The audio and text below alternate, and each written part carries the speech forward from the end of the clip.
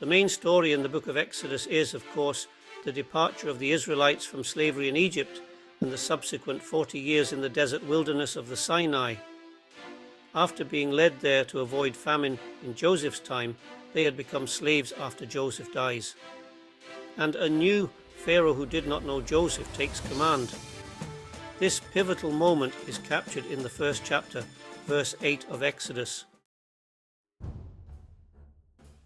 During the narrative of Exodus, the feast of the Passover is inaugurated as God spares the Israelite children from the angel of death that destroys the firstborn of the Egyptians.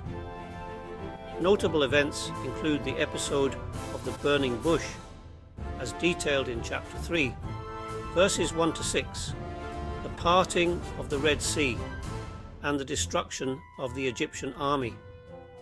Furthermore, the Israelites were led by a pillar of smoke by day and fire by night.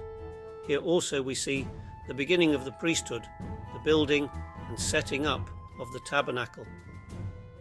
The 10 Commandments are established in chapter 20, and the worship of the golden calf in chapter 32 brings down the wrath of God.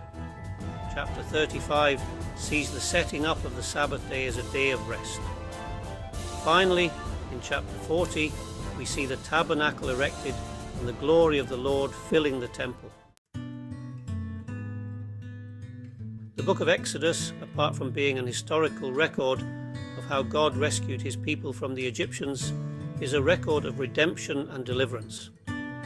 As such, it is symbolical of the way in which the Lord has delivered us from the bondage of sin and freed us through the sacrificial offering of the Lord Jesus at Calvary. To see more short summaries of the books of the Bible, check out our blog at thebiblebrief.com.